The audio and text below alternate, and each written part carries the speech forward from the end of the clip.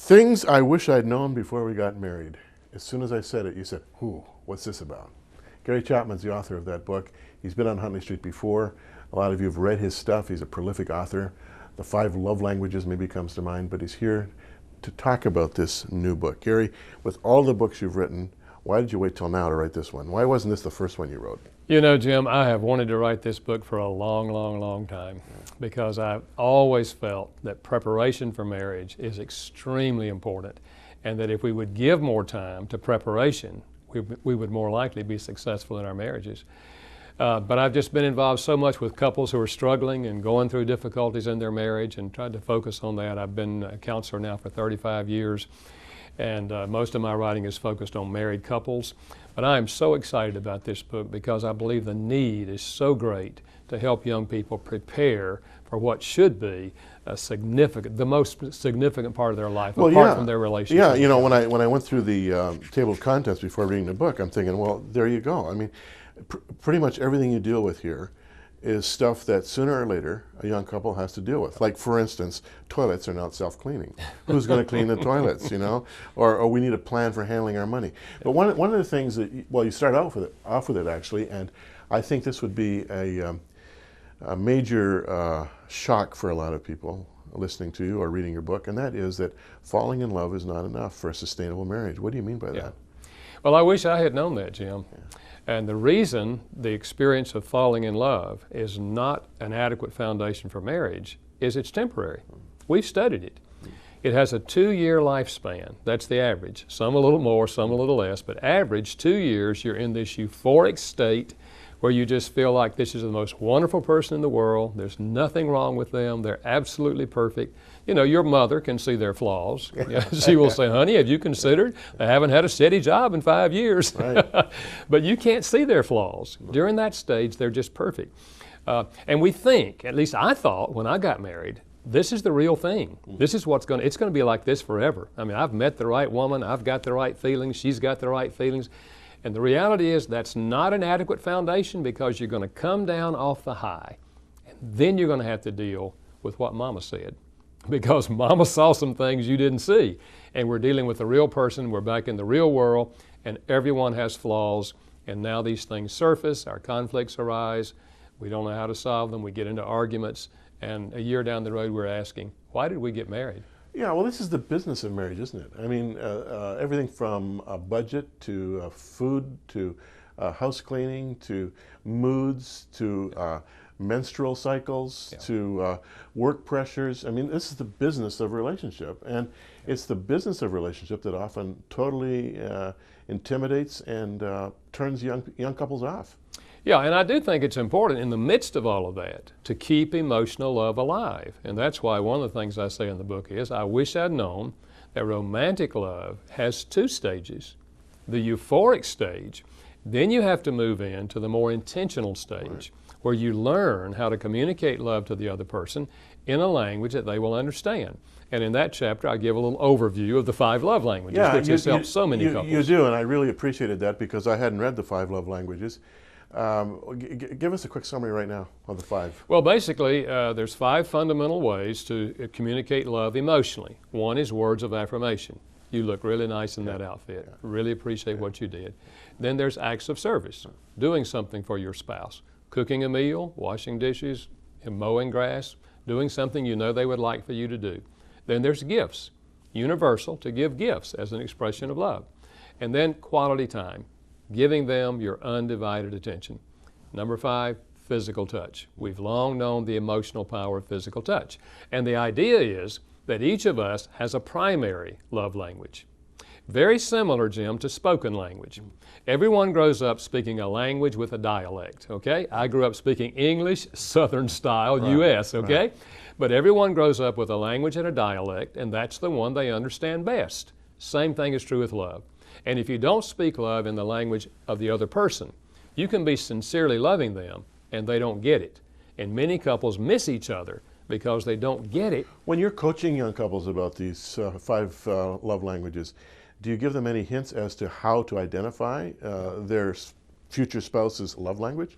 Yeah, as a matter of fact, they can go to 5lovelanguages.com. There's a free quiz that'll help them do that. But you also, Observe how they typically express love or appreciation to other people. Yeah. If they're always patting people on the back, physical touch is probably their language.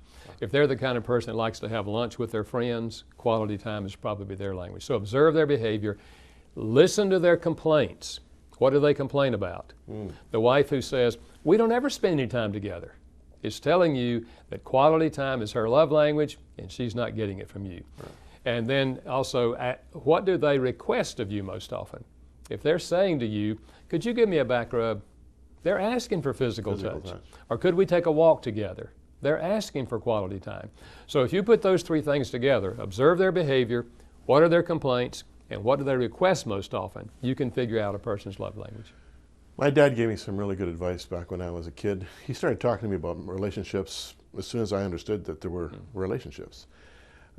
He talked to me about sex before I was 5 years of age, so it was never an issue in terms of my understanding of these things. But he said to me when I was about 14 or 15, he said, now Jim, he said, by the time you're about 17 or so, I said, you're going to be looking around, and he said, you're going to see girls that are pretty attractive. He said, if you can, stand back and just watch what they laugh at, who their friends are, how they dress, if you can get any indication of what their values might be. But he said, the real kicker, he said, is try to meet their mom. And he said, then imagine her mom married to me, your dad. And he said, you'll have a pretty good idea what you're looking at. Was that good advice? That was great advice. Yeah. You know, the way I put it in the book is, I wish I'd known that the old saying, like mother, like daughter, like father, like son, is not a myth. Look at his father if you want to know what he will be like in 10 years. The apple doesn't fall far from the tree. It does not. Something that I really enjoyed because it's so critical to sustainable relationships is your chapter on forgiveness. Yeah. When you say forgiveness is not a feeling, expand on that. Yeah. Well, you know, I wish I had known that, because I had the idea as an adult and in my marriage that forgiveness was a feeling, that they apologized, you sincerely heard the apology, and consequently you felt good about forgiving them. The reality is that forgiveness is a decision. You decide to forgive the person. You may still feel hurt. You may still feel angry, but you are choosing to forgive them. They've committed something, they've hurt you deeply, they've apologized to you, and you choose to forgive them. The model, of course, is our relationship with God. God forgives us. If we confess our sins, He's faithful and just to forgive us. So when someone apologizes, we choose to forgive them. We let it go. And when the memory comes back, and this is where many people struggle, when the memory comes back, the pain comes back, and you take it to God, and you say, Lord, you know what I'm remembering, and you know what I'm feeling again, but I thank you that's forgiven. Now help me to do something good today that will enhance this relationship. And you don't let the failures of yesterday mess up today. With all the counseling you've done, I'm sure you've encountered this more than once. A couple sit there across your desk and they say, one of them says, now he or she has been unfaithful to me. Yeah. And I have forgiven him, but frankly, I just don't trust him. Yeah. Yeah. Is that a natural reaction, and how do you deal with that? It is a natural reaction, and I say, you're normal. Yeah. Because trust is not reborn by forgiveness. Sometimes people think forgiveness and trust are the same thing. No, no. Forgiveness opens the door to the possibility of rebuilding trust. How do we lose trust? A person is untrustworthy. You know, they broke the covenant in this case. How do you regain trust? By the person being trustworthy. So I say to a person who's been unfaithful to their spouse, and they've now confessed and turned back and are rebuilding the relationship, if you want to rebuild the trust of your spouse, what you say to them is, my cell phone is yours anytime you want to look at it. My computer is yours to look at it anytime you wish. If I tell you I'm going to see someone, you can call over there and see if I'm there. I'm through with deceit. My life is an open book.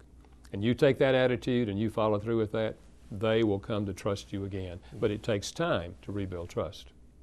There's also a sense with forgiveness that if I forgive, I am endorsing bad behavior, I'm empowering dysfunction, or I'm turning a blind eye to an injustice. Yeah. And there's a great need we all have for justice. Yeah.